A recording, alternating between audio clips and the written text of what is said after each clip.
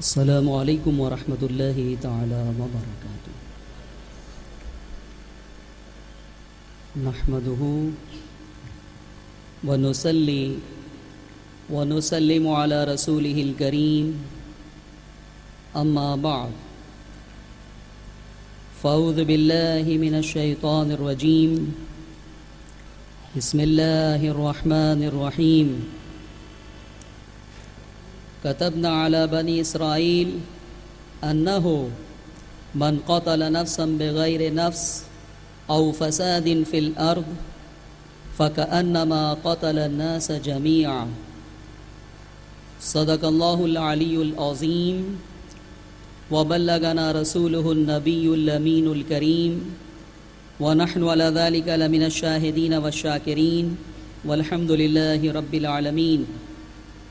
قال النبي صلى الله عليه وسلم لا يؤمن أحدكم حتى أكون أحب إليه من والده وولده والناس أجمعين. وقال المسلم من سلم المسلمون من لسانه ويده. صدق رسول الله صلى الله عليه وسلم. بلند آواز سے درود پاک پڑھیں. اللہم صلی علی سیدنا و مولانا محمد معدن الجود والکرم وعلی آلہ واصحابہ وبارک وسلم صلاۃ و سلاما علیک یا سیدی یا رسول اللہ صلی اللہ تعالی علیہ وسلم. سب سے پہلے تو میں آپ کو مبارکباد پیش کرنا چاہوں گا کہ آج اپنے نبی کے نام پر ناموس رسالت کے حوالے سے ہم نے آپ کو پکارا اور آپ نے لبیک کہتے ہوئے یہاں حاضری دی. آج ہم اور آپ جمع ہوئے ہیں احتجاج کرنے کے لیے، اور اب تو ہمارا حال یہ ہو گیا ہے کہ ہم ہر وقت حالت احتجاج میں رہتے ہیں. نئے نئے مسائل روز اٹھتے رہتے ہیں، کبھی فیس بک پر، کبھی واٹس ایپ پر، کبھی سوشل میڈیا پر، کبھی اخبارات میں. مسلسل اس طرح کا مواد آتا رہتا ہے کہ ہم جو ہے وہ اس کے خلاف مجبور ہو جاتے ہیں صدا احتجاج بلند کرنے پر. لیکن آج جو میٹر ہے اور آج جو موضوع ہے وہ بہت حساس موضوع ہے، بہت اہمیت کا حامل ہے. مدینہ منورہ کی سرزمین تھی، 29 رمضان کی مقدس شب تھی. بندگان خدا افطار کر رہے تھے یا کر چکے تھے. مقبولیت کی گھڑی تھی. لوگ اس فکر میں مبتلا تھے کہ شاید چاند کا اعلان ہوگا اور کل مدینۃ الرسول میں ہمیں عید منانے کی سعادت حاصل ہوگی، کہ اچانک بم کا دھماکہ ہوا. پہلے لوگوں نے یہ سمجھا کہ شاید یہ وہ دھماکہ ہوگا جو افطار کے لیے کیا جاتا ہے، لیکن وہ دھماکہ تو اس وقت کیا جاتا ہے جب سورج غروب ہو، افطار کا وقت شروع ہو. یہ افطار کے بعد کون سا دھماکہ ہوا؟ مسجد نبوی کا علاقہ بہت وسیع علاقہ ہے. اگر ایک جانب بم بلاس ہوا ہوگا تو شاید دوسری جانب بہت ہلکی آواز گئی ہوگی. لیکن جو لوگ مسجد نبوی کے ان دروازوں کے قریب تھے جس دروازے کے قریب یہ بم دھماکہ ہوا، وہ چونک گئے اور انہیں اس بات کا اندازہ ہو گیا کہ یہ کوئی معمولی دھماکہ نہیں ہے. خدشات ان کے دل و دماغ میں پیدا ہونے لگے. پھر اس کے بعد دھیرے دھیرے یہ بات ہر فرد کو معلوم ہو گئی کہ جس دھماکے کی آواز ان کے کانوں نے سنی تھی وہ دھماکہ افطار کے لیے اور سورج غروب ہونے کا اعلان نہیں تھا، بلکہ کسی نے بم بلاس کیا ہے. اور قریب کے لوگ جو وہاں موجود تھے انہوں نے اس بم بلاسٹ کے بعد جب آگ لگی ہے اور انسانی وجود جلنا شروع ہوئے ہیں تو انہوں نے فوراً اپنے کیمرے میں، ہر شخص کے پاس موبائل ہوتا ہے، اس میں کیمرہ ہوتا ہے، اس میں اس نے شوٹنگ شروع کر دی کہ کس طرح سے اعضاء بکھرے ہوئے ہیں، کس طرح سے آہ و بکا کی آوازیں آ رہی ہیں. اور اس کے بعد سعودی گورنمنٹ نے پہلے یہ کوشش کی کہ اس بات کو پردہ خفا میں رکھا جائے، اسے جو ہے وہ ظاہر نہ کیا جائے، اور انہوں نے یہ کہا کہ یہ کوئی بم بلاسٹ نہیں تھا، یہ دراصل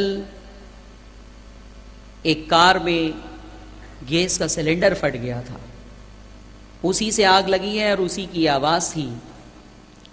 لیکن پھر سعودی گورنمنٹ کو اس بات کا احساس ہو گیا کہ بہت سارے لوگوں نے واردات کے وقت جائے واردات کی ویڈیو بنا لی ہے اور یہ بات چھپائے نہ چھپ سکے گی، تو پھر انہوں نے شاید فیصلہ کیا ہوگا کہ جو حقیقت ہے اس کا اعتراف کیا جائے اور پھر اس کے بعد ڈکلیئر کیا، ورنہ وہ اسے چھپانے کی کوشش کر رہے تھے. اور یہ بھی بیان آیا تھا کہ یہ فوجیوں کی ایک مشق تھی، یہ دیکھنے کے لیے کہ ہمارے فوجی اور ہماری سیکورٹی کتنی جو ہے وہ چاق و چوبند ہے، اور اس طرح کا معاملہ ہو جائے تو وہ کس قدر جلدی حرکت میں آتی ہے حجاج اور زائرین کی کے تحفظ کے لیے. لیکن میرے عزیزوں اور میرے دوستوں، جھوٹ کی بنیاد پہ لوگوں کو زیادہ دنوں تک مطمئن نہیں رکھا جا سکتا. بہت جلد چند گھنٹوں میں انہوں نے یہ فیصلہ کر لیا کہ جو حقیقت ہے اس کا اعتراف کر لیا جائے، اور اس کے بعد پھر اعلان کیا گیا. دنیا کو وہ مطمئن نہیں کر سکتے تھے کہ ایک ہی ملک میں 2 جگہ بم بلاسٹ ہوا اور تیسری جگہ جو ہے وہ گیس کا سلنڈر کیسے پھٹا. اس لیے کہ اسی دن جدہ میں بھی حملہ ہوا، اسی دن قطیف میں بھی حملہ ہوا، اور یہ جو تیسرا حملہ ہے اسے گیس سلنڈر سے تعبیر کر کے کیسے ہم جو ہے وہ لوگوں کو مطمئن کر سکیں گے. یہ بم بلاسٹ اس مقدس سرزمین پر کیا گیا ہے جس مقدس سرزمین پر ایک ایسا آستانہ ہے جس کی زیارت کے لیے 70,000 فرشتے صبح میں آتے ہیں اور 70,000 شام میں. یہ بم بلاسٹ اس مقدس سرزمین پر کیا گیا ہے جہاں پر بلند آواز سے گفتگو کرنے کی بھی ممانعت قرآن عظیم نے کر دی ہے. آپ سوچ سکتے ہیں کہ یہ جو بم بلاسٹ ہوا اس کی آواز رسول اکرم صلی اللہ علیہ وسلم کے کانوں تک بھی گئی ہوگی، حضور نے بھی سنا ہوگا یہ آواز.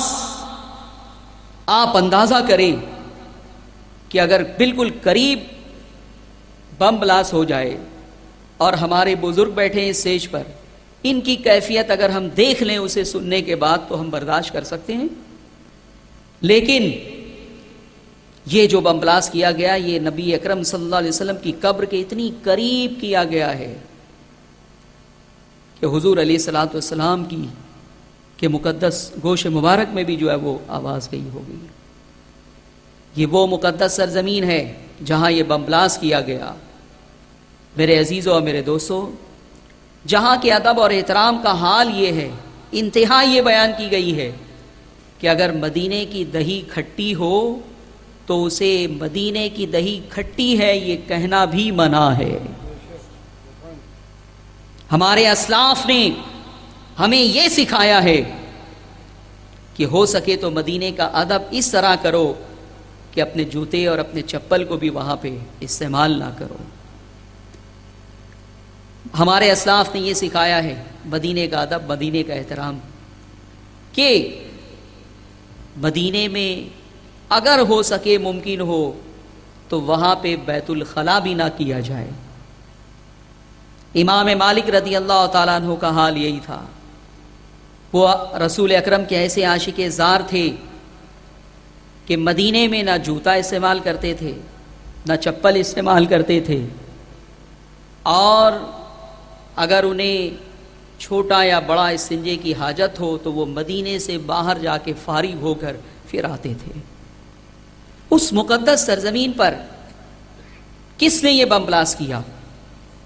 کوئی یہودی نہیں کر سکتا، کوئی عیسائی نہیں کر سکتا، کوئی بدھسٹ نہیں کر سکتا، کوئی ہندو نہیں کر سکتا، اس لیے کہ حدود حرم میں غیر مسلموں کا داخلہ ہی ممنوع ہے، کوئی جا ہی نہیں سکتا۔ اس کا مطلب یہ ہے کہ یہ اس شخص نے کیا ہے جو نام کا تو کم سے کم مسلمان ہے، نام اس کا مسلمانوں جیسا ہے، پاسپورٹ یا اقامہ یا گرین کارڈ اس کے اوپر اس کا نام مسلمان کا لکھا ہوگا۔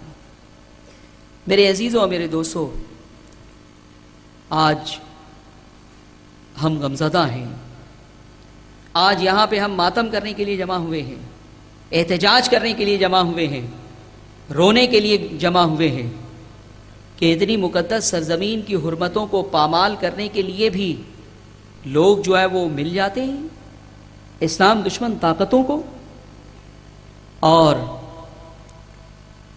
دہشت گردی کی آگ اب روضہ رسول اور غلاف کعبہ تک پہنچ چکی ہے۔ اب امت مسلمہ کو دہشت گردی کے خلاف متحدہ طور پر کھڑا ہونا پڑے گا۔ دنیا یہ سمجھ رہی ہے کہ محمد عربی کی تعلیمات ایسی ہیں جس کی بنیاد پر یہ ملا کر رہے ہیں، لیکن میرے عزیزوں اور میرے دوستوں، آج میں یہ چاہتا ہوں کہ آپ کی بھی غلط فہمی دور ہو جائے اور دنیا کی بھی غلط فہمی دور ہو جائے۔ یہاں پہ حکومت ہند کی خفیہ ایجنسیاں بھی موجود ہیں، وہ بھی اسے جو ہے وہ ریکارڈ کر رہی ہیں، انہیں بھی معلوم ہو جائے کہ پیغمبر عرب کی حقیقی تعلیمات ہیں کیا۔ اس سے پہلے بھی ہم نے 4 مارچ کے پروگرام میں تفصیل کے ساتھ اسلام کا اصول امن بیان کیا ہے کہ بے قصور انسانوں کا قتل حرام ہے، ناجائز ہے۔ میدان جنگ کے بارے میں نے آپ کو بتایا تھا کہ میدان جنگ کا اصول یہ ہے کہ جو شخص تلوار لے کر لڑنے کے لیے سامنے آیا ہے، ہماری تلوار صرف اسی پر اٹھے گی۔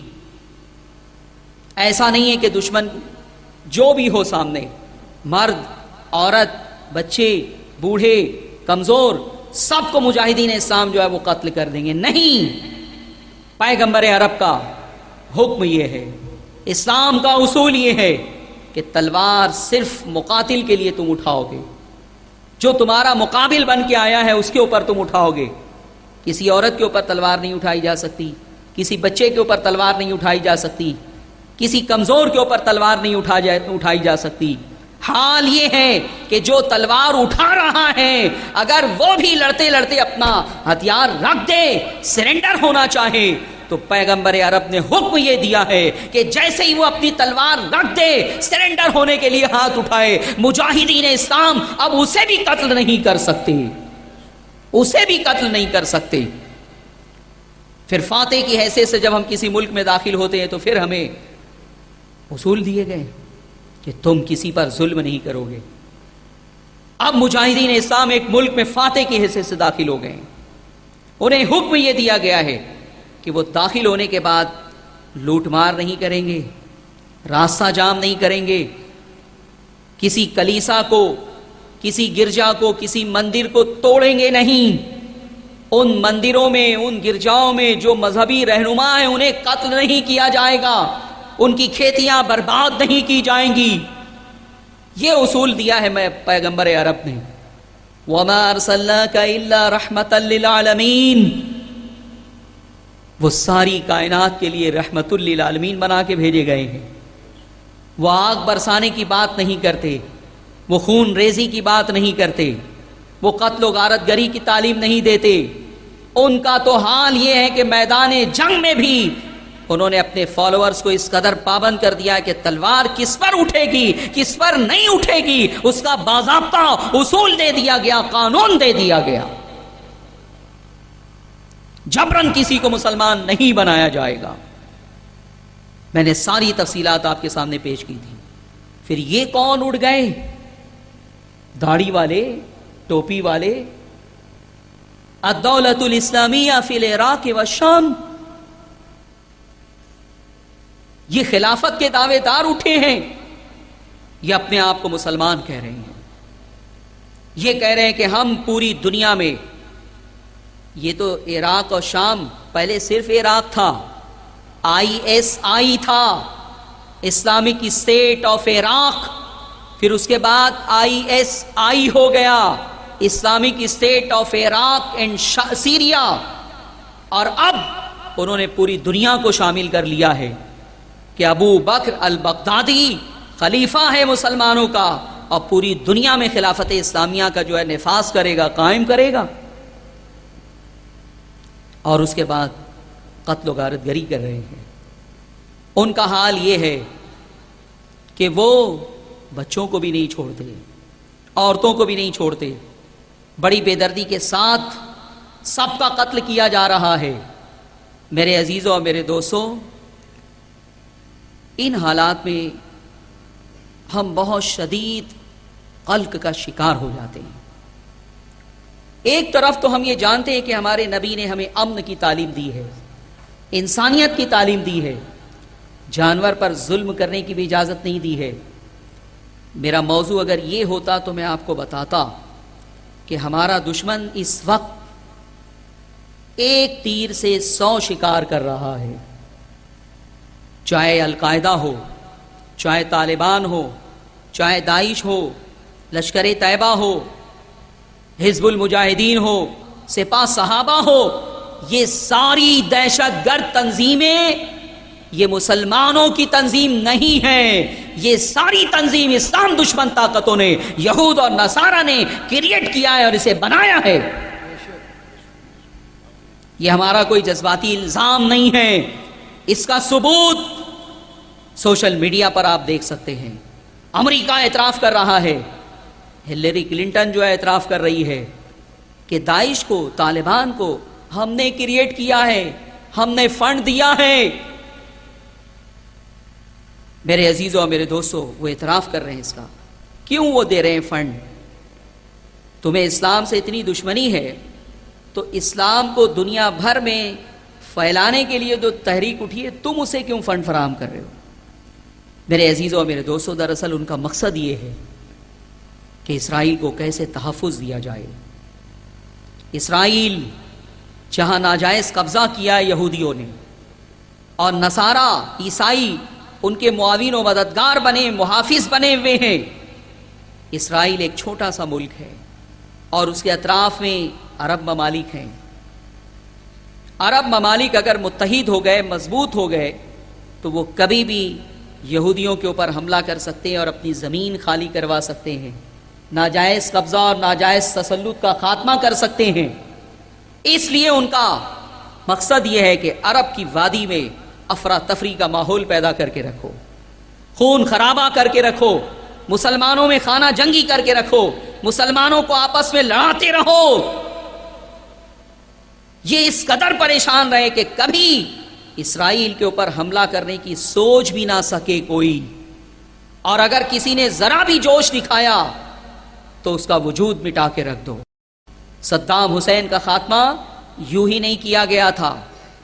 ایک زمانے تک صدام حسین امریکہ کے دوست تھے، لیکن انہیں پھر یہ بات سمجھ میں آ گئی تھی کہ اسلام دشمن طاقتیں ہمیں آلہ کار کے طور پر استعمال کر رہی ہیں۔ پھر انہوں نے امریکہ کی غلامی کا قلادہ اپنی گردن سے نکال کے پھینک دیا تھا، اور پھر امریکہ کی آنکھوں میں آنکھیں ڈال کے وہ بات کرنے لگے تھے۔ امریکہ کو یہ بات بہت کھل رہی تھی کہ صدام اب ہمیں چیلنج کر رہا ہے۔ پھر اس کے بعد وہ سلسلہ شروع ہوا جس کی تفصیلات آپ جانتے ہیں، اور پھر وہ دن آیا کہ صدام حسین کو تختہ دار تک پہنچا دیا گیا۔ میرے عزیزوں اور میرے دوستوں، یہ ان کے مقاصد ہیں، لیکن ہمارے لیے سب سے بڑا چیلنج جو ہے، جو سوال جس کا جواب دینا ہمارے اوپر ضروری ہے، وہ یہ ہے کہ یہ گروپ طالبان، داعش، القاعدہ، سپاہ صحابہ، جماعت الدعوہ، یہ سب ہیں کیا؟ کیوں پیدا ہوئے؟ کیسے پیدا ہوئے؟ ان کا مقصد کیا ہے؟ اور اگر یہ پیدا ہو گئے تو قرآن اور سنت میں اس کا سولوشن اور اس کا حل کیا بتایا گیا ہے۔ میرے عزیزوں اور میرے دوستوں، میں آپ کو بتا دوں، آج کی گفتگو آپ بہت غور سے سنیں، لوح دل پر نقش کر لیں اور اسلام کی وکالت کے اہل بن جائیں آپ۔ یہ سارا مواد اور میٹر میں آپ کو جو دے رہا ہوں، کوئی اگر ہندو اعتراض کرے آپ اسے جواب دیجئے، کوئی یہودی اعتراض کرے آپ اسے جواب دیجئے، عیسائی اعتراض کرے آپ اسے جواب دیجئے، اقوام عالم کا جواب دینے کی اہلیت اور صلاحیت آپ اپنے اندر پیدا کر لیں کہ یہ جو گروپ ہے، ہمارے نبی پیغمبر عرب محمد عربی صلی اللہ علیہ وسلم نے اس کے بارے میں اپنے دور میں ہی سب کچھ فرما دیا تھا، سب کچھ بتا دیا تھا۔ اور وہ ہوا کیا تھا؟ اس کی اصل کہاں سے شروع ہوتی ہے؟ یہ جو ملا قوم ہے، خون ریزی کرنے والی، قتل و غارت گری کرنے والی، مارنے والی اور امن و امان کو برباد کرنے والی، تو میرے عزیزوں اور میرے دوستوں، آقا علیہ الصلوۃ والسلام نے اس کی تفصیل خود بیان کر دی ہے۔ بخاری میں، مسلم میں، حدیث کی تمام کتابوں میں اس گروپ کے بارے میں ساری پیشن گوئیاں جو ہے وہ موجود ہیں۔ اس سے پہلے بھی میں نے آپ کو یہ حدیث شاید سنائی تھی۔ بخاری کتاب المناقب میں ایک حدیث پاک بیان کی گئی ہے جس میں ان تمام تنظیموں کا بیک گراؤنڈ بیان کیا گیا، اس کا بانی کیسے وجود میں آیا وہ چیز کلیئر ہو گئی، اور آقا علیہ الصلوۃ والسلام نے ساری تفصیلات بیان کر دی۔ امام بخاری کتاب المناقب میں یہ حدیث لائے، حدیث نمبر 3610 ہے۔ حضرت ابو سعید خدری کی روایت ہے۔ فرمایا نبی اکرم صلی اللہ علیہ وسلم نے، حضرت ابو سعید خدری رضی اللہ عنہ، ابا سعید الخدری رضی اللہ تعالی عنہ قال بینما نحن عند رسول اللہ صلی اللہ علیہ وسلم وَهُوَ يَقْسِمُ قِسْمًا۔ حضرت ابو سعید خدری فرماتے کہ ہم نبی اکرم صلی اللہ علیہ وسلم کے اطراف میں آپ کے گرد موجود تھے، اور حضور علیہ الصلوۃ والسلام مال غنیمت تقسیم فرما رہے تھے، مال غنیمت تقسیم فرما رہے تھے۔ عطاہ ذو الخویسرہ وَهُوَ رَجُلٌ مِّن بنی تمیم، تو ایک شخص آیا جس کا تعلق بنی تمیم سے تھا۔ کس سے تھا؟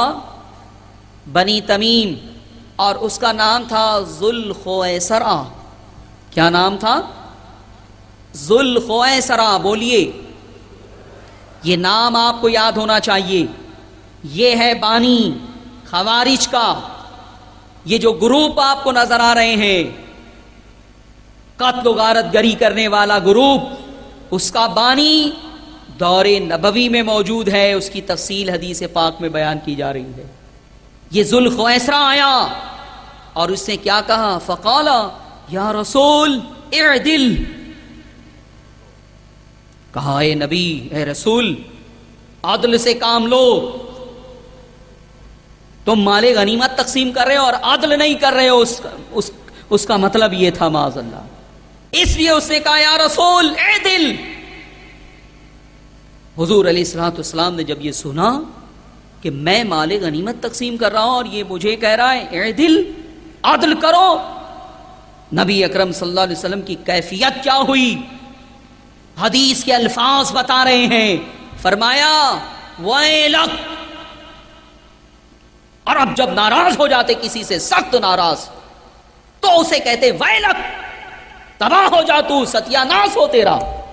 رحمت للعالمین ہونے کے باوجود آپ نے اس شخص کو فرمایا ویلک، تباہ ہو جا تو، اور پھر اس کے بعد فرمایا وَمَن يَعْدِلُ إِذَا لَمْ عَدِلْ، اگر میں عدل نہیں کروں گا تو کون دنیا میں عدل کرے گا؟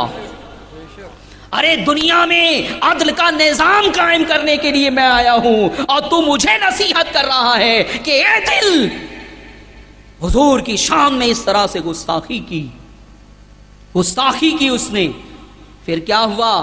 صرف سرکار علیہ الصلوۃ والسلام کا ریئیکشن سامنے نہیں آیا، بلکہ وہاں جو صحابہ موجود تھے، حضرت ابو سعید خدری بھی تھے، حضرت عمر بھی تھے، دیگر صحابہ بھی تھے. فقال عمر، اس وقت حضرت عمر نے کہا، یہ بخاری کے الفاظ ہے، یا رسول اللہ اذن لی فیہ فاضرب عنقہ، یا رسول اللہ مجھے اجازت دیجئے میں اس کی گردن مار دوں، اسے قتل کر دوں، قتل کر دوں، میں اسے قتل کرنے کی بات کی حضرت عمر نے. لیکن چونکہ معاملہ حضور کی نگاہوں کے سامنے ہو رہا تھا، حضور موجود تھے اس لیے اجازت لینا ضروری تھا. حضور موجود نہیں ہوتے تو حضرت عمر کسی اجازت کے محتاج نہیں ہوتے اور اسی وقت گردن مار دیتے. ایک کی گردن ماری تھی نا آپ نے، یاد ہے نا آپ کو. لیکن یہاں اجازت لے رہے ہیں، حضور سامنے موجود ہے. لیکن حضور نے فرمایا دع ہو، نہیں، چھوڑ دو اسے. کیا فرمایا؟ چھوڑ دو اسے. اس کے بعد کیا فرمایا؟ اسے سنو اور یاد رکھو مسلمانوں، آقا علیہ الصلوۃ والسلام نے فرمایا فَإِنَّ لَهُ أَصْحَابًا، اس کے بہت سارے ساتھی ہوں گے، اس کے بہت سارے ساتھی ہوں گے. پھر ان کے ساتھیوں کے تقوی کی تفصیل بیان کی. فرمایا یحقر احدکم صلاتہ مع صلاتہم وصیامہ مع صیامہم یقرؤون القرآن لا یجاوز تراقیہم یمرقون من الدین کما یمرق السہم من الرمیہ. پھر صحابہ سے فرمایا، عمر سے فرمایا، ابو سعید خدری سے فرمایا کہ اس کے بہت سارے ساتھی ہوں گے. وہ نماز اتنی پڑھیں گے کہ تم اپنی نمازوں کو حقیر سمجھو گے، کمتر سمجھو گے.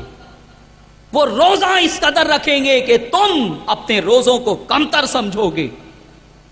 پھر فرمایا یا وہ قرآن کی تلاوت بھی کریں گے، یقرؤون القرآن، وہ قرآن کی تلاوت بھی کریں گے. لا یجاوز تراقیہم، لیکن قرآن ان کے حلق کے نیچے نہیں اترے گا.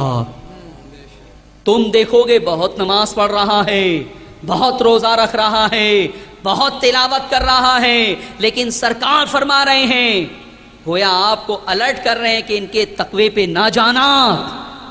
ان کا حال یہ ہوگا کہ بہت نماز پڑھ کے، بہت روزہ رکھ کے، بہت تلاوت کر کے یمرقون من الدین کما یمرق السہم من الرمیہ، دین سے یہ لوگ اس طرح نکل جائیں گے جس طرح سے تیر شکار سے نکل جاتا ہے، تیر شکار سے نکل جاتا ہے.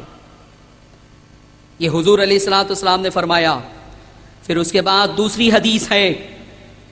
اب آپ داعش والوں کو نظر میں رکھیں اور اس حدیث کے الفاظ، حدیث نمبر یہ 3610 تھی، 3611.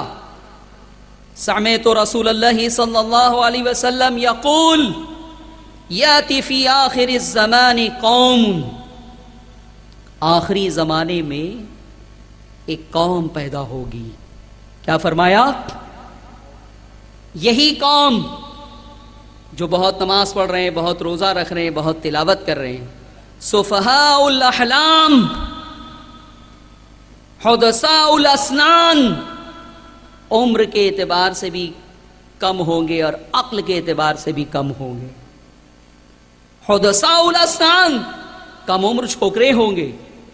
اور اس کے بعد فرمایا سفہاء الاحلام، اور عقل کے اعتبار سے بھی بیوقوف ہوں گے.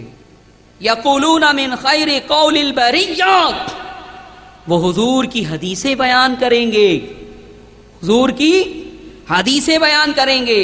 لیکن پھر آقا علیہ الصلوۃ والسلام نے فرمایا یمرقون من الاسلام کما یمرق السہم من الرمیہ، دین سے اس طرح سے نکل جائیں گے یہ متقی لوگ، یہ پرہیزگار بظاہر جو نظر آ رہے ہیں، اس طرح نکل جائیں گے جس طرح سے تیر شکار سے نکل جاتا ہے. پھر فرمایا لا یجاوز ایمانہم حناجرہم، ایمان ان کے حلق کے نیچے نہیں اترے گا، نیچے نہیں اترے گا. فَأَيْنَمَا لَقِيتُمُوهُمْ فَاقْتُلُوهُمْ، فرمایا کہ اگر تم کو یہ مل جائے نا قتل کر دینا، اگر تمہیں مل جائے تو تم انہیں قتل کر دینا۔ پھر اس کے بعد یہی مضمون کی حدیث امام مسلم نے کتاب الزکوٰۃ میں باب الخوارج باندھا، اور باب الخوارج کے تحت یہ حدیثیں لائے ہیں، اسی کی کیفیت بیان کی گئی۔ ایک روایت میں ہے کہ ذوالخویسرہ نے یہ کہا تھا اعدل یا محمد، عدل کرو، اور ایک میں فرمایا اتق اللہ یا محمد، اللہ سے ڈرو۔ جو نذیر بنا کے بھیجے گئے ہیں، جو دنیا کو ڈرانے والے بنا کے بھیجے گئے ہیں، ان کے بارے میں کہا اتق اللہ یا محمد۔ پھر حضور علیہ الصلوۃ والسلام نے جو ہے وہ یہی جو ہے وہ فرمایا کہ یہ لوگ، اب ان کی نشانیاں بیان کی جا رہی ہیں کہ یہ بہت نماز پڑھنے والے، بہت روزہ رکھنے والے، بہت تلاوت کرنے والے، بڑے متقی، ان کی ایک علامت یہ ہے، فرمایا یقتلون اہل الاسلام، یہ لوگ مسلمانوں کو قتل کریں گے، وَيَدْعُونَ أَهْلَ الْأَوْثَانِ، اور کافروں کو، مشرکوں کو چھوڑ دیں گے۔ اپنے آپ کو مسلمان کہیں گے، متقی کہیں گے، پرہیزگار کہیں گے، تلاوت کریں گے، لیکن حضور نے فرمایا کہ ان کو جہاں تم پانا وہاں قتل کر دینا، کیونکہ یہ لوگ خون بہائیں گے مسلمانوں کا۔ یقتلون اہل الاسلام، مسلمانوں کا خون بہائیں گے، وَيَدْعُونَ أَهْلَ الْأَوْثَانِ، اور کافروں کو چھوڑ دیں گے، مشرکوں کو چھوڑ دیں گے۔ اس طرح سے بہت ساری حدیثیں آپ باب الزکوٰۃ کا مطالعہ کریں۔ یہی حدیث امام بخاری نے، امام مسلم نے بھی بیان کی ہے کہ حضور نے فرمایا کہ اگر یہ بہت نماز پڑھنے والے، بہت روزہ رکھنے والے بیوقوف قسم کے چھوکرے یہ دین سے نکلے ہوئے ہوں گے، اب فرمایا کہ یہ جہاں تمہیں مل جائیں انہیں جو ہے وہ تم قتل کر دینا۔ اور پھر امام مسلم نے اسی مضمون کی حدیثیں بیان کی جس میں آقا علیہ الصلوۃ والسلام نے فرمایا اسی گروپ کے بارے میں کہ لو ادرکتہم لأقتلنہم قتل عاد، کہ میں اگر پالوں لو ادرکتہم، میں اگر پالوں لأقتلنہم قتل عاد، اس طرح سے میں ان کو قتل کروں گا جس طرح سے قوم عاد کو قتل کیا گیا ہے۔ اور دوسری روایتیں جس میں سمود کا لفظ استعمال کیا گیا ہے کہ لا ادرکتہم لأقتلنہم قتل سمود، جس طرح سے قوم سمود کو قتل کیا گیا میں اس طرح سے انہیں قتل کروں گا۔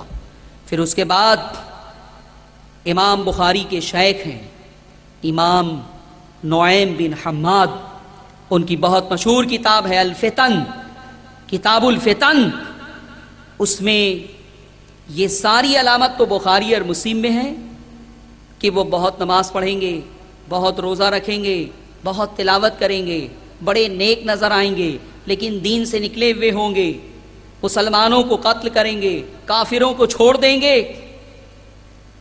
اب آپ پہچانیں کہ ذوالخویسرہ کی اولاد آج آپ کو قتل و غارت گری کرتے ہوئے نظر آ رہی ہے یا نہیں؟ اس کے بعد امام نعیم بن حماد نے ایک حدیث پاک بیان کی جس میں حضور علیہ الصلوۃ والسلام نے ساری نشانیاں ان کی بیان کر دی۔ یہ جو داعش ہے نا، ان کی جتنی علامت ہے ایک ایک علامت میں آپ کو بتا رہا ہوں۔ حضور علیہ الصلوۃ والسلام نے فرمایا، پہلی نشانی بیان کی امام نعیم بن حماد نے، ہم اصحاب الدولہ، کہ وہ اپنی تحریک کا نام رکھیں گے الدولہ۔ کیا رکھیں گے؟ ارے بات سمجھ میں آئی؟ الدولۃ الاسلامیہ فی العراق والشام، الدولہ ہم اصحاب الدولہ۔ پھر کیا فرمایا؟ الرایات السود، ان کا جھنڈا سیاہ ہوگا۔ ان کا جھنڈا، میڈیا پہ دیکھا ہے آپ نے داعش والوں کا جھنڈا، ان کا جھنڈا سیاہ ہوگا۔ اور اس کے بعد فرمایا اسماہم الکناہ، ان کے نام کنیتوں کے ساتھ ہوں گے. کس کے ساتھ ہوں گے؟ کنیتوں کے ساتھ ہوں گے. ابو محمد زرقاوی، ابو آ گیا نا، ابو محمد زرقاوی، ابو بکر البغدادی، ابو عمر البغدادی، یہ جتنے دہشت گرد ہوں گے، خوارج ہوں گے، ذوالخویسرا والے ہوں گے، ان کے نام کے ساتھ ابو ابو لگا ہوگا، کنیت کے ساتھ جو ہے وہ پکارے جائیں گے. اور پھر فرمایا وَنِسْبَتُهُمُ الْقُرَىٰ، کہ وہ اپنی نسبت علاقوں کی طرف کریں گے. زرقاوی، عدنانی، بغدادی، شامی، لبنانی، عراقی، اس طرح سے ان کی کنیتیں ہوں گی. یہ تیسری علامت ہو گئی. پھر اس کے بعد فرمایا وَشُعُورُهُمْ مُرْخَاتٌ كَشُعُورِ النِّسَاءِ، ان کے بال لمبے لمبے ہوں گے. آج داعش والوں کو دیکھ لو، ان تمام لوگوں کے بال آپ کو بہت لمبے لمبے نظر آئیں گے.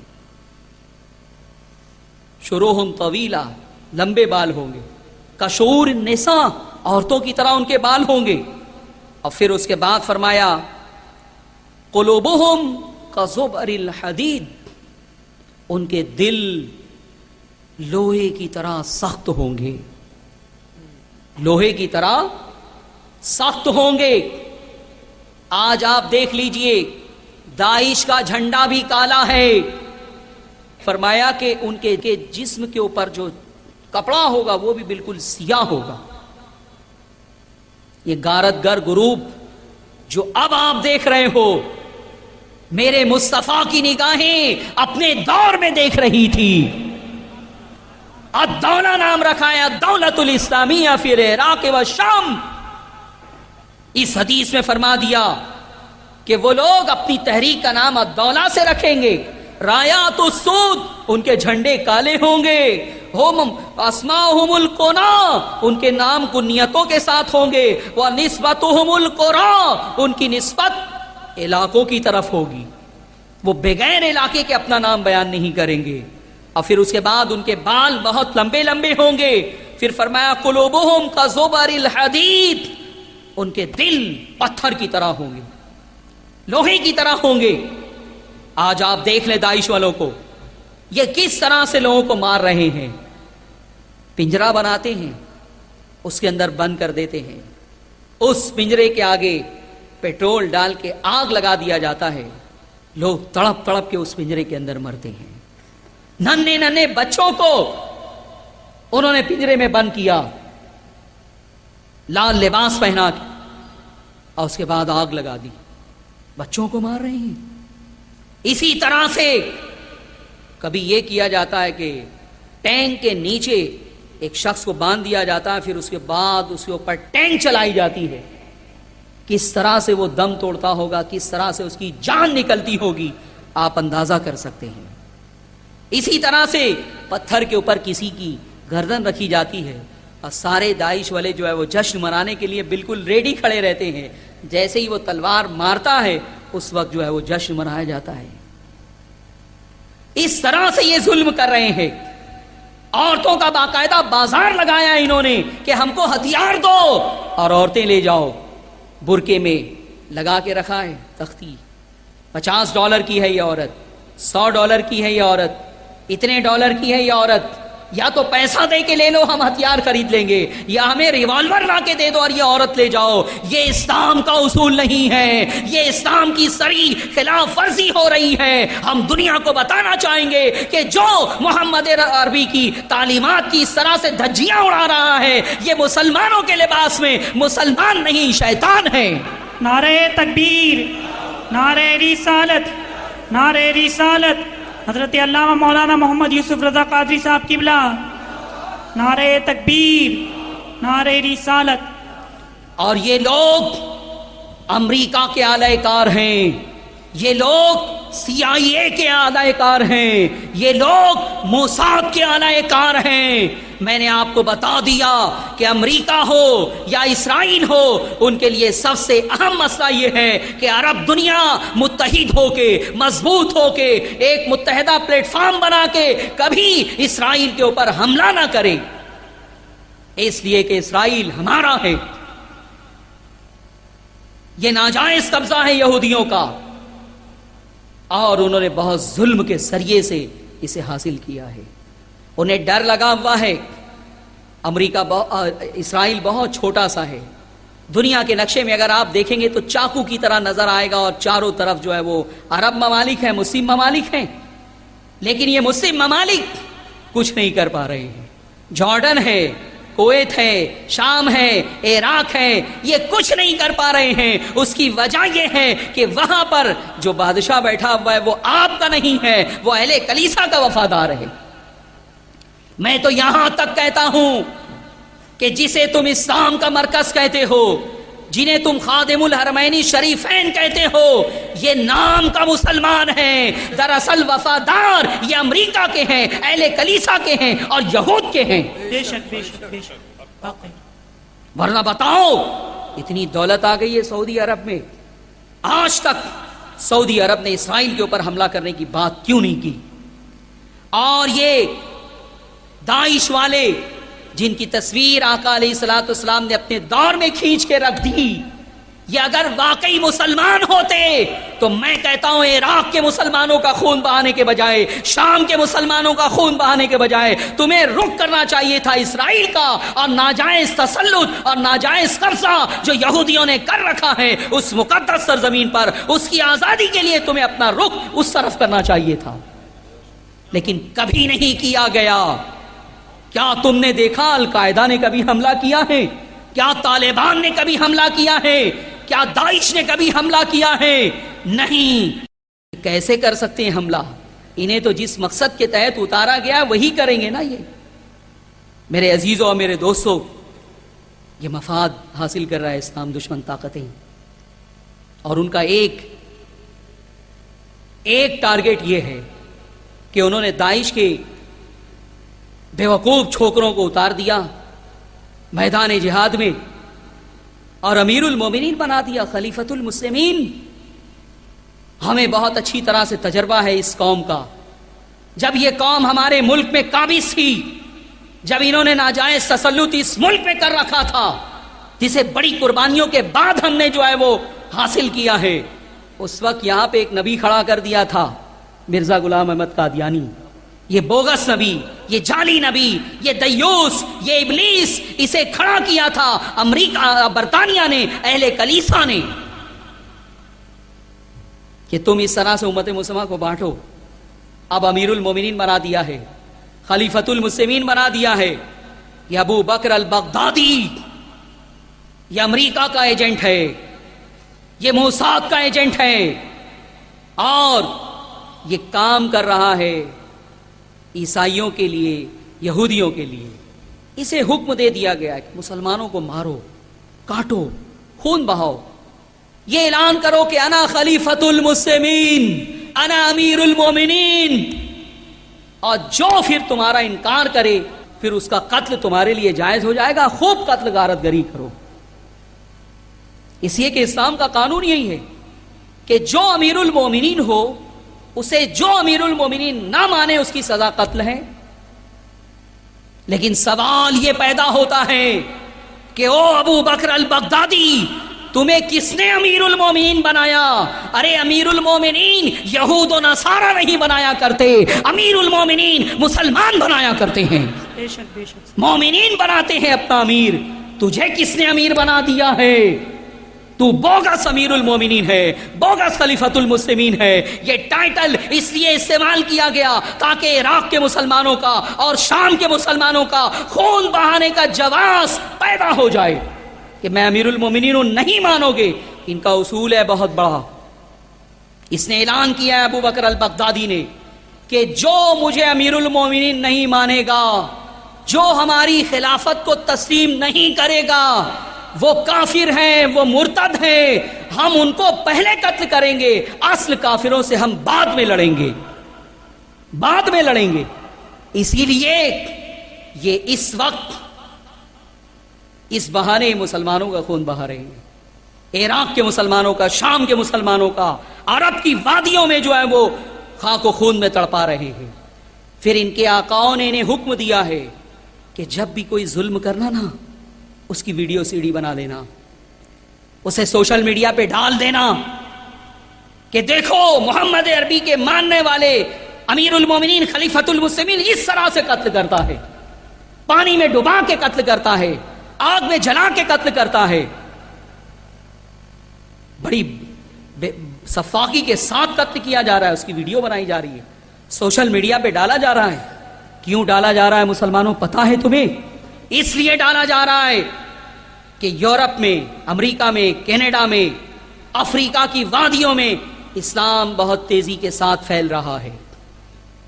یہ دکھائی جائے ویڈیو کہ ارے یہودیوں کس مذہب کو تم قبول کر رہے ہو، ارے عیسائیوں کس مذہب کو تم قبول کر رہے ہو، دیکھو اس مذہب کے ماننے والے کس طرح سے جو ہے وہ صفاقی کرتے ہیں، کتنی بے دردی کے ساتھ قتل کرتے ہیں، کتنے بے رحم ہوتے ہیں، ان کے مذہب کی بنیاد ہی قتل و غارت گری کے اوپر ہے۔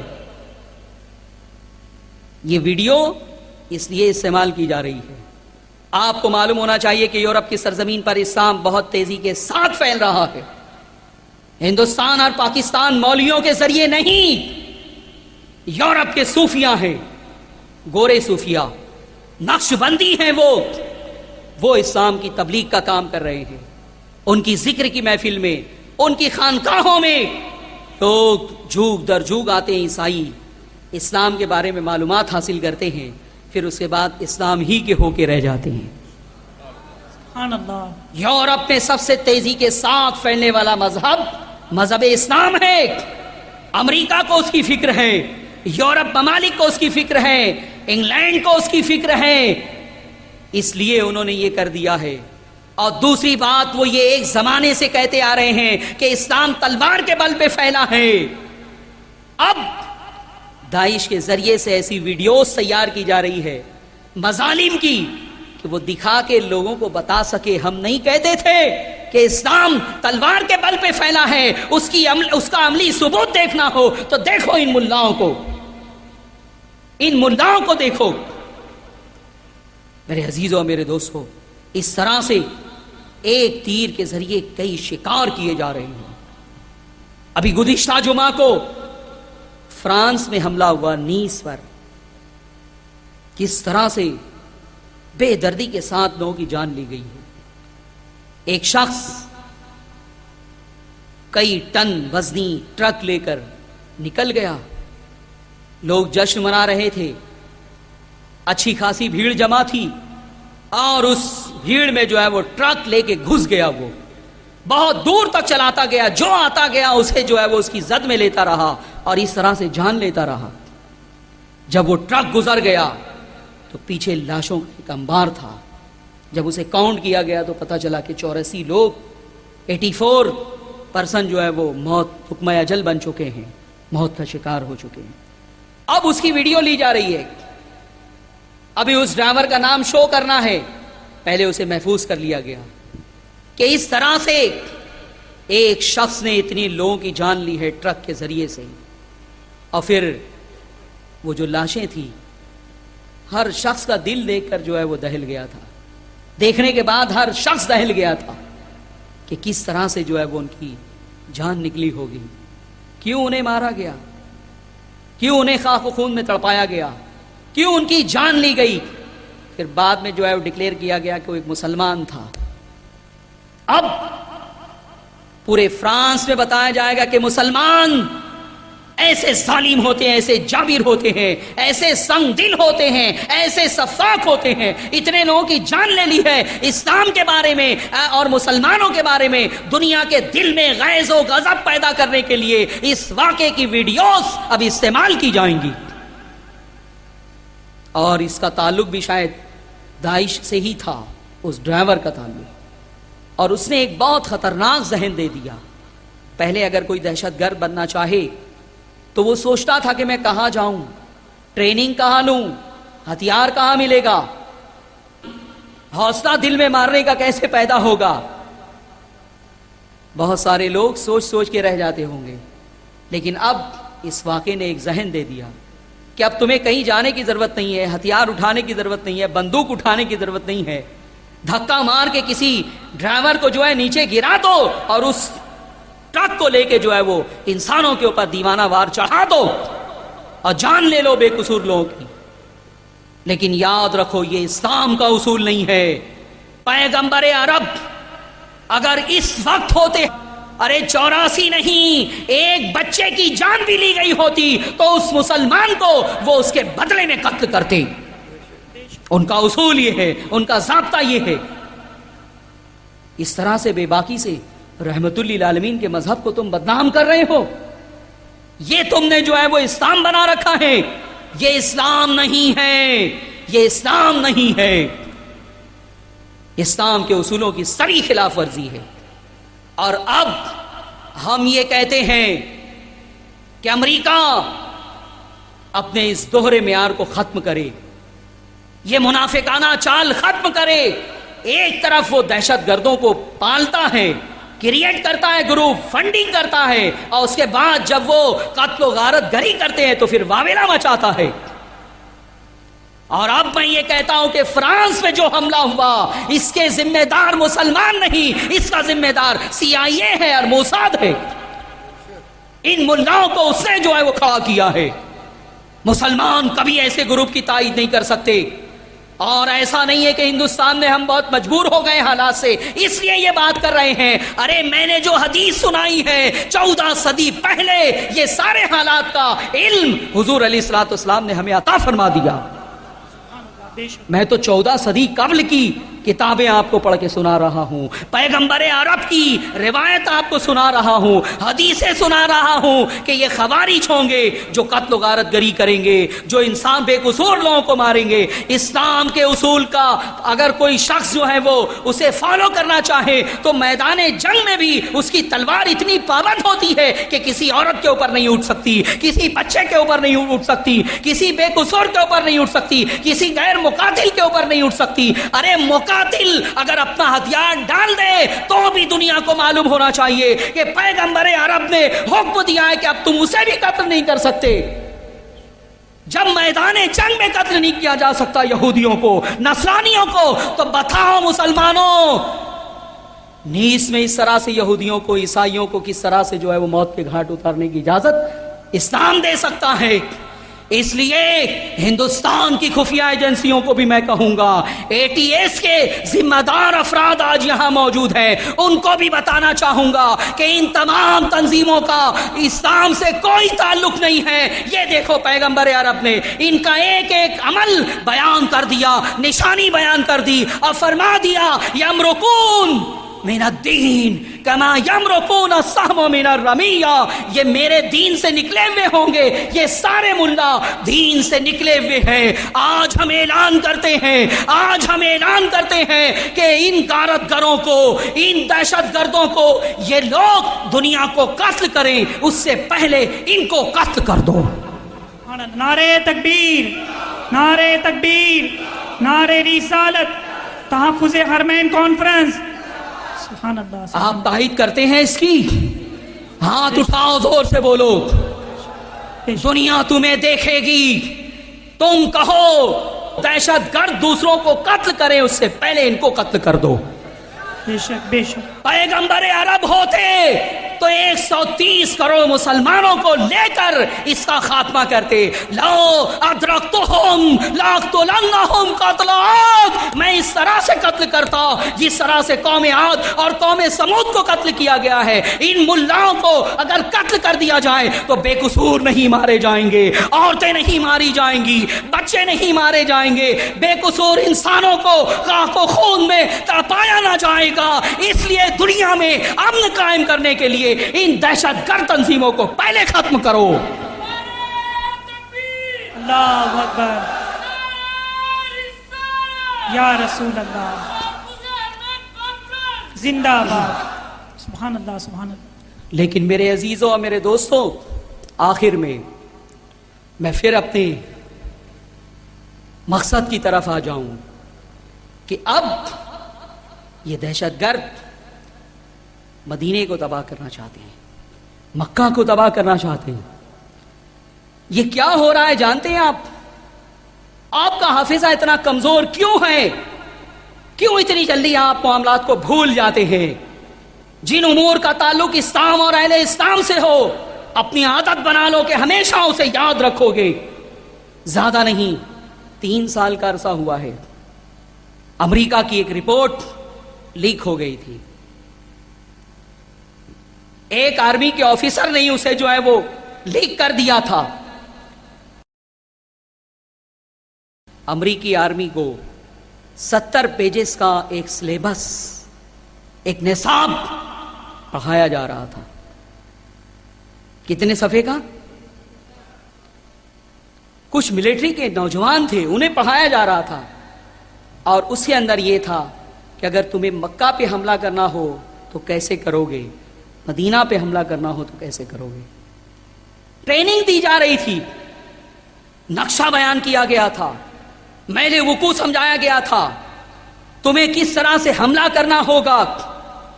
یہ ساری چیزیں انہیں بتائی جا رہی تھی، پڑھائی جا رہی تھی. بعد میں امریکہ کے صدر کو معافی مانگنی پڑی ہے. لیکن میرے عزیزوں اور میرے دوستوں، ہمیں تو چوکنا ہو جانے کی ضرورت ہے نا. مدینے پہ آنچ آئے آپ اسے برداشت کر لیں گے؟ نہیں. مکے پہ آنچ آئے آپ اسے برداشت کر لیں گے؟ نہیں. ارے رسول اکرم صلی اللہ علیہ وسلم کی بارگاہ میں کھڑے ہو کے کوئی بدتمیزی سے آواز بلند کرے، کیا اس حد کو بھی تم برداشت کرو گے؟ نہیں، ہم کبھی برداشت نہیں کر سکتے. ہم جان دے دیں گے.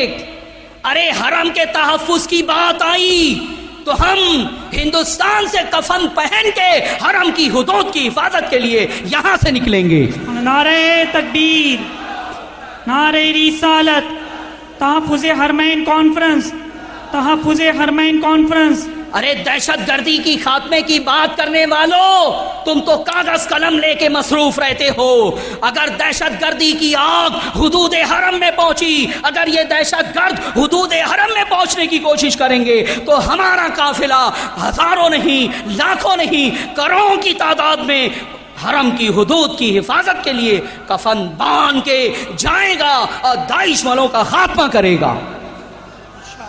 انشاءاللہ. سعودی حکومت تو ناکام ہو چکی ہے. ارے ناکامی کی بات کیوں کی جائے، وہ تو سازشوں کا شکار ہے، سازشوں کے نتیجے میں وہاں قائم ہے.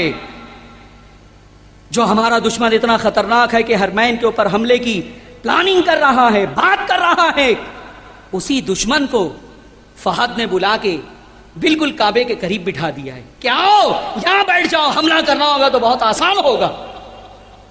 امریکہ میں امریکی فوج، امریکی آرمی کیا جدہ میں موجود نہیں ہے؟ اس کالونی کو میں نے اپنی آنکھوں سے دیکھا ہے، بارہا میں وہاں سے گزرا ہوں.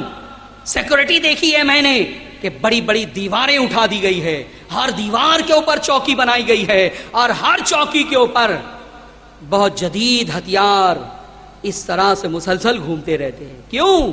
کس کی حفاظت کی جا رہی ہے؟ اتنی سیکورٹی تو حرم کی بھی نہیں ہے، کعبے کی بھی نہیں ہے، مدینے کی بھی نہیں ہے، گنبد خضرا کی بھی نہیں ہے. یہ جدید ہتھیار جو گھوم رہے ہیں جدہ کی ایک دیواروں کے اوپر، اس 4 دیواری میں ہے کیا؟ اس 4 دیواری میں امریکی آرمی موجود ہے. سعودی حکومت انہیں شراب فراہم کرتی ہے، سعودی حکومت خنزیر کا گوشت ان کی مرغوب غذا ہے وہ فراہم کرتی ہے. سعودی حکومت، امریکی آرمی بغیر فیملی کے وہاں موجود ہیں، وہاں لڑکیاں سپلائی کرتی ہے عیاشی کے لیے، زنا کے لیے، معاذ اللہ. یہ سب کچھ سعودی حکومت کر رہی ہے. یہ سعودی حکومت دراصل اسلام کی نمائندہ نہیں ہے، اسلام دشمن طاقتوں کی نمائندہ ہے. اس لیے ہمیں اس کے اوپر بھروسہ نہیں ہے، اعتماد نہیں ہے. ہم پوری تاریخ جانتے ہیں کہ کس طرح سے برطانیہ نے اس خاندان کو لا کے بٹھایا ہے. ترکیوں کا خاتمہ کرنا تھا، سلطنت عثمانیہ کا خاتمہ کرنا تھا، اس لیے فنڈ دیا گیا، ہتھیار دیے گئے، کھڑا کیا گیا، لڑایا گیا، اور یہ کہا گیا کہ تم عرب ہو، عرب پر حکمرانی کا حق تمہارا ہے، یہ ترکی کیوں آ کے یہاں حکومت کر رہے ہیں؟ یہ جذبہ، یہ عصبیت، علاقائی عصبیت ان کے اندر بیدار کی گئی، اور محمد بن عبد الوہاب نجدی اور محمد بن سعود ان دونوں نے مل کے انگریزوں سے معاہدہ کیا. پھر اس کے بعد یہ سلسلہ آگے بڑھا ہے. بہت سارے میدانوں میں انہیں جو ہے وہ خاک چٹا دی ترکی فوج نے، لیکن پھر اس کے بعد ترکی سلطنت خود بہت کمزور ہو چکی تھی، کئی محاذ پہ لڑ رہی تھی، اور اس کے بعد پھر بغاوت کروا دی گئی، اور 1924 میں وہابی فرقے کے افراد محمد بن عبد الوہاب نجدی کے پیروکار حرمین کے اوپر قابض ہو گئے. 1926 میں تو مکہ، مدینہ اور پورے جزیرۃ العرب پہ قابض ہو گئے، اس لیے کہ ان کو سپورٹ تھا برطانیہ کا، اہل کلیسا کا. اور اس کے بعد 1934 میں پھر اس کا نام بدل کے، پہلے اس کا نام حجاز تھا، کیا تھا؟ پھر اس کا نام بدل کے المملکۃ العربیۃ السعودیہ رکھ دیا گیا، اپنے باپ کے نام کی طرف منسوب کیا، سعودیہ رکھ دیا گیا. اور اس کے بعد میرے عزیزوں اور میرے دوستوں، یہی دہشت گردی جو آج داعش والے کر رہے ہیں، عراق اور شام میں انبیاء کے مزارات کو اٹھا رہے ہیں، اولیاء کے مزارات کو اٹھا رہے ہیں، سنی ان کے نزدیک مشرک ہیں، بدعتی ہیں، اور ہمارا قتل کرنا یہ لوگ ضروری سمجھتے ہیں اپنے اوپر. اور اس کے بعد یہی کچھ کیا ہے محمد بن عبد الوہاب نجدی اور اس کے پیروکاروں نے. جنت المالا جو مکے کا قبرستان ہے، جنت البقیع جو مدینے کا قبرستان ہے، بلڈوزر چلا کے ساری قبروں کو مسمار کیا گیا. تم کیا سمجھتے ہو کہ جس طرح سے نظر آ رہا ہے جنت البقیع، جنت المالا، اسی طرح سے تھا 1924 سے پہلے؟ نہیں. ارے ایک بزرگ جو بھیونڈی میں آرام فرما ہے تو تم نے اتنا شاندار آستانہ بنا دیا. ایک بزرگ جو دیوان شاہ ہے وہ آرام فرما ہے تو آپ نے اتنا خوبصورت آستانہ بنا دیا، شاندار آستانہ بنا دیا. وہاں تو رسول اللہ کے نواسے ہیں، وہاں تو رسول اللہ کے خاندان کے افراد ہیں، وہاں تو اہل بیت اطہار ہیں، وہاں تو شہدائے بدر ہیں، وہاں تو شہدائے احد ہیں، وہاں تو 10,000 صحابہ جنت البقیع میں آرام فرما تھے. امیر المومنین حضرت عثمان غنی جنت البقیع میں ہیں، لیکن تمام قبروں کو ایک ہی رات میں بلڈوزر کے ذریعے تباہ کر دیا گیا، برباد کر دیا گیا، توڑ دیا گیا. اور جتنی قبروں کے اوپر کبے تھے، گنبد تھے، گرا دیا گیا کہ ان گنبدوں کا بنانا حرام ہے، ناجائز ہے، بدعت ہے، اس لیے توڑ دیا گیا.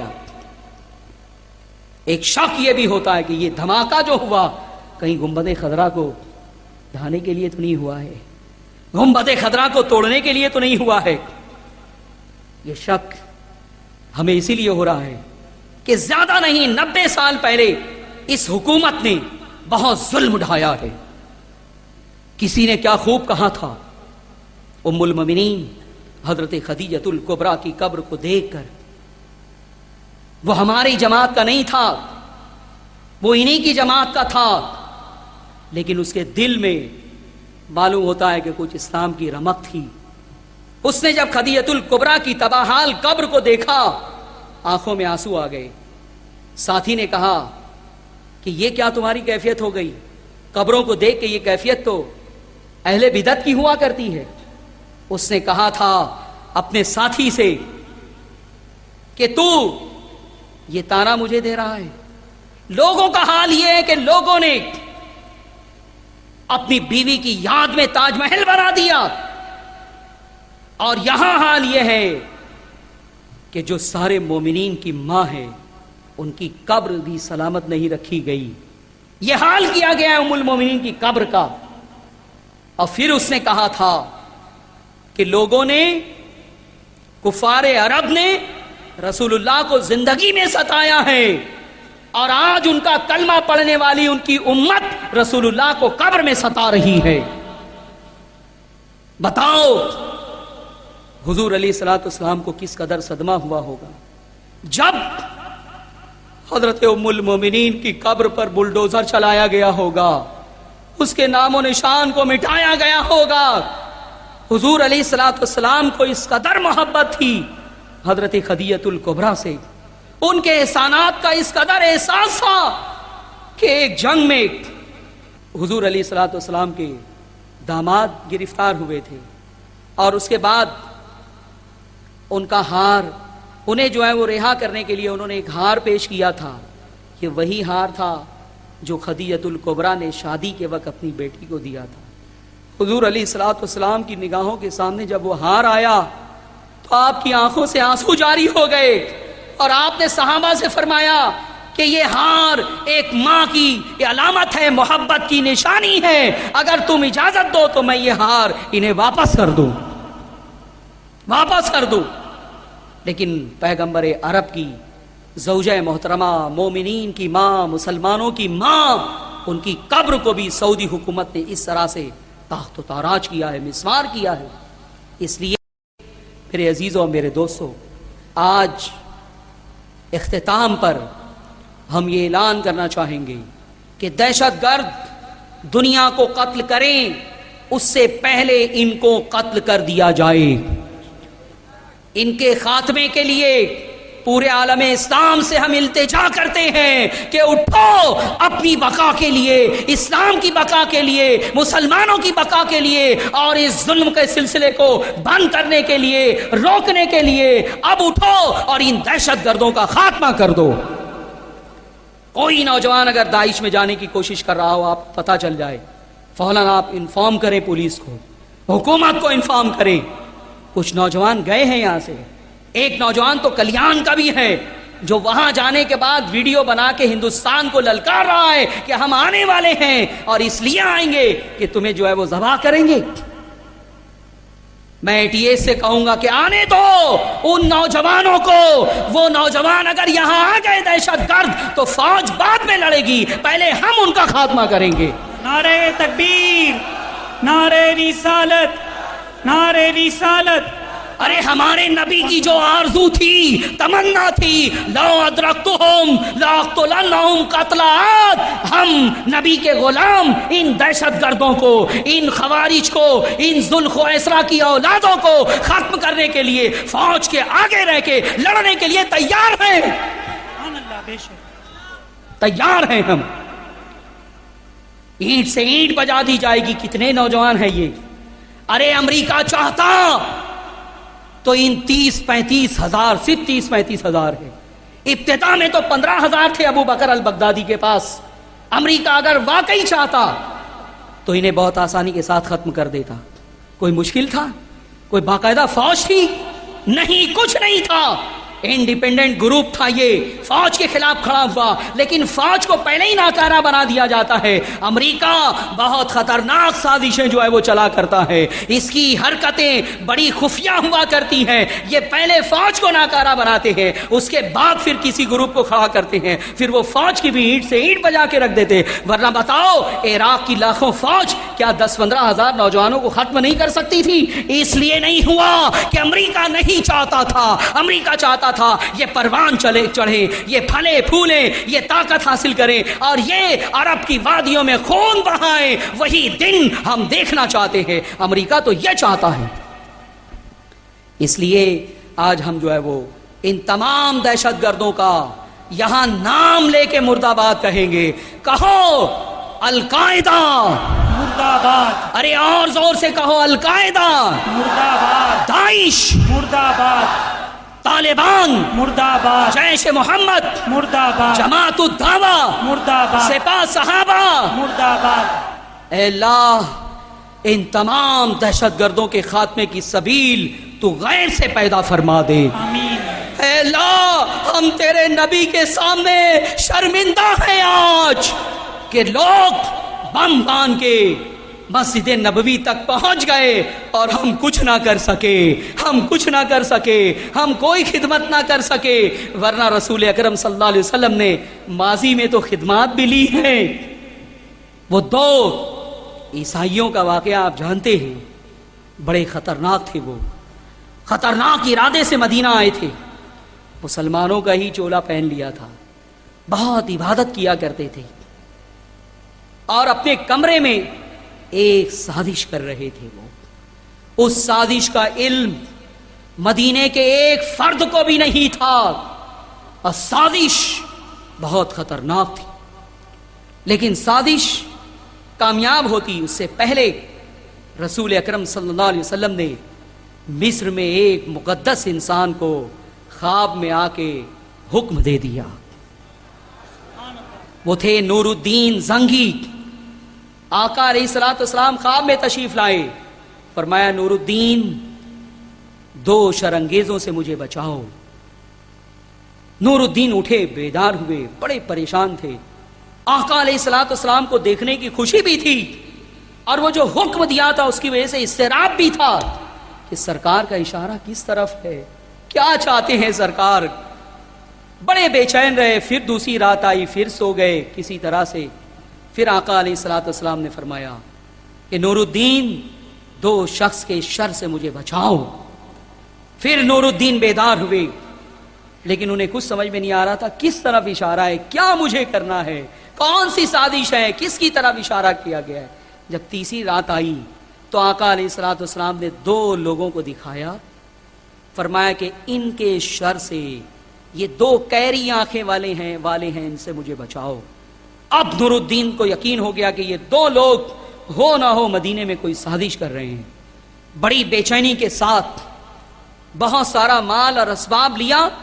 صرف اپنے وزیر کو بتایا جو بہت وفادار تھا, نیک تھا, متقی اور پرہیزگار تھا, ان کا معتمد تھا, کہ میں نے رسول اللہ کو 3 رات خواب میں دیکھا ہے. سرکار نے 2 لوگوں کی شکلیں مجھے دکھائی ہے. فرمایا ان سے بچاؤ مجھے, ہمیں فوراً مدینہ چلنا چاہیے. اس کے بعد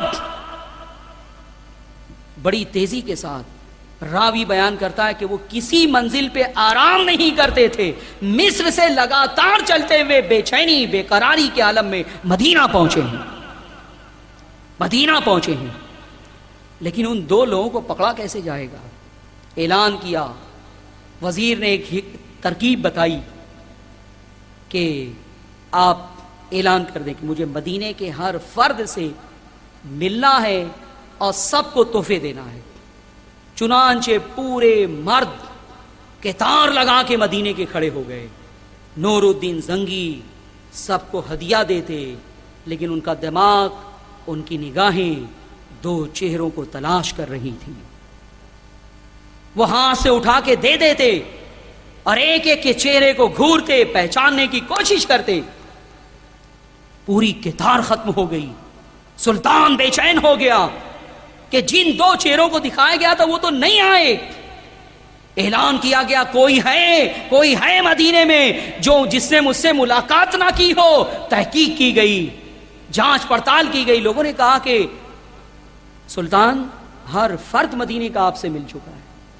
ارے سلطان خود ملنے کے لیے آئے ہیں, تحفہ دینے کا اعلان کیا ہے, تو کون ایسا ہوگا جو گھر میں بیٹھا رہے. سلطان بے چین تھا. کہا نہیں, کوئی ہے جو مجھ سے نہیں ملا ہے. پھر لوگوں نے بہت جب غور کیا تو کہا ہاں 2 لوگ ہیں, وہ درویش ہیں, فقیر ہیں, اہل مدینہ کو جب سے آئے ہیں وہ جب سے بہت مالی امداد کر رہے ہیں, خیرات کر رہے ہیں, صدقہ دے رہے ہیں. کہا بلاؤ ان دونوں کو. ان دونوں کو بلایا گیا. سلطان نے جیسے ہی دیکھا پہچان لیا کہ یہی ہیں وہ 2. حضور علیہ الصلوۃ والسلام نے جن کی طرف اشارہ کیا تھا, فرمایا تھا ان 2 قیری آنکھوں والوں کی شر سے مجھے بچاؤ. اب پکڑا. کہا کہاں رہتے ہو. بتایا کہ ایک ہم نے کوٹھی لی ہے, ایک مکان لیا ہے. سلطان بے قراری کے ساتھ وہاں چلے گئے. ان کے ساتھ ان کے مکان کی تلاشی لی. کوئی قابل گرفت چیز نظر نہیں آ رہی تھی. کبھی سلطان ادھر جاتا بے قراری میں, ادھر جاتا, کبھی سامان الٹ پلٹ کرتا کہ کوئی سراغ مل جائے. پھر ایک قالین بچھی ہوئی تھی. سلطان کے دل میں آئی اس قالین کو اٹھاؤ. اس قالین کو جب اٹھایا گیا تو ایک حصے میں ایک اور کپڑا بچھا ہوا تھا, اسے اٹھایا, ایک سل نظر آئی. کہاں اسے اٹھاؤ جلدی سے. اسے اٹھایا گیا. فرمایا کہ اس کے اندر جاؤ, دیکھو کیا معاملہ ہے. فوج کے افراد اترے, ان کے کارندے اترے. انہوں نے جو ہے وہ دیکھا کہ ایک سرنگ ہے جو رسول اکرم صلی اللہ علیہ وسلم کی قبر تک چلی گئی ہے اور تھوڑا سا فاصلہ باقی ہے. وہ بھی کھل جاتا، لیکن یہ آخری جو رات تھی سخت طوفان اور بارش ہوئی، طوفان آ گیا، اس کی بنیاد پہ یہ لوگ رک گئے، اور اس کے بعد سلطان نے پھر انہیں جو ہے وہ پکڑ لیا۔ پھر اس کے بعد سلطان نے جیسے ہی یہ معلوم ہوا کہ یہ قبر انور تک گئی تھی، پکڑا، مارا انہیں، پوچھا کون ہو تم، سچ سچ بتاؤ ورنہ میں تمہیں بہت سخت سزا دوں گا۔ انہوں نے ساری حقیقت اگل دی، کہا کہ ہم عیسائی ہیں، ہماری حکومت نے ہمیں بھیجا ہے کہ تم ایک سرنگ تیار کرو اور پیغمبر عرب کے جسم کو نکال لاؤ، ہم اس سازش کے تحت یہاں آئے ہیں، اس مہم کو انجام دینے کے لیے ہم یہاں آئے ہیں۔ چنانچہ سلطان نے جب یہ سنا تو اس کی آنکھوں سے آنسو جاری ہو گئے، اپنی تلوار سے سلطان نے ان دونوں مجرموں کو قتل کیا، اور اس کے بعد اس کی آنکھوں سے آنسو نہیں تھمتے تھے، وہ فخر بھی کر رہا تھا، حضور پر درود بھی بھیج رہا تھا کہ یا رسول اللہ، امت کے بے شمار افراد موجود ہیں لیکن یہ خدمت، یہ کام اور یہ فخر آپ نے مجھے عطا فرمایا ہے۔ سبحان اللہ، سبحان اللہ۔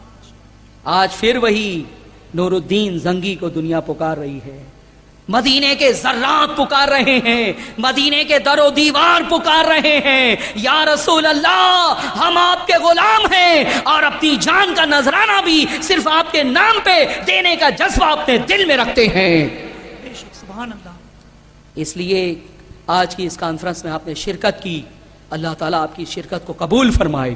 آمین۔ میرا یقین ہے کہ مکین گنبد خضرا اپنی قبر انور سے مینا تائی حال کو، اس حال کو اور شرکا کو دیکھ رہے ہیں کہ میرے عاشقان بہت ہزاروں میل دور بیٹھ کے میرے حرم کی کے تحفظ کی نیت کر رہے ہیں، سر سے کفن باندھنے کے لیے تیار ہیں، اور ہند کی وادیوں سے نکل کے حدود حرم میں آنے کی بات کر رہے ہیں، اور یہ صرف زبانی دعویٰ نہیں ہے، وقت آیا تو ہم کر کے بھی دکھا دیں گے۔ سبحان اللہ، بے شک۔ نعرہ تکبیر، نعرہ تکبیر، نعرہ رسالت، تحفظ حرمین کانفرنس۔ تیرے حبیب کا پیارا چمن کیا برباد، الہی نکلے یہ نجدی بلا مدینے سے۔ حضور مفتی اعظم ہند نے یہ دعا کی ہے، اور انشاءاللہ یہ نجدی بلا، ارے آل سعود کی سیاسی کشتی اب ہچکولے کھا رہی ہے، کبھی بھی ڈوبے گی انشاءاللہ۔ انہوں نے امت مسلمہ کا بہت نقصان کیا ہے، جنت البقیع کو اجاڑ دیا، جنت المالا کو اجاڑ دیا۔ ابھی سعید نوری صاحب بتا رہے تھے، مثال دے رہے تھے کہ ہماری ماں کی قبر کے اوپر اگر کوئی پیر رکھ دے جان بوجھ کے بدماشی کے طور پہ، بتاؤ تم اسے برداشت کرو گے؟ نہیں۔ ارے صحابہ کی قبریں مسمار کی گئی، صحابہ کی قبریں توڑی گئی ہیں، ہم اسے برداشت نہیں کر سکتے۔ اب ایک ہی چیز بچی ہے ہماری گنبد خضرا، اسے نہ توڑنا، اسے ہاتھ نہ لگانا۔ اگر یہ توڑا گیا تو پھر تمہارا اقتدار ٹوٹ جائے گا۔ پروردگار عالم اسلام دشمن طاقتوں کو ان کے ناکام ناپاک منصوبوں میں ناکام بنا دے، امت مسلمہ کو پھر وقار عطا فرمائے، امت مسلمہ کو پھر دبدبہ عطا فرمائے، امت مسلمہ کو پھر سطوت عطا فرمائے، امت مسلمہ کو پھر سے حاکم بنا دے، حقیقی حاکم۔ وما علینا الا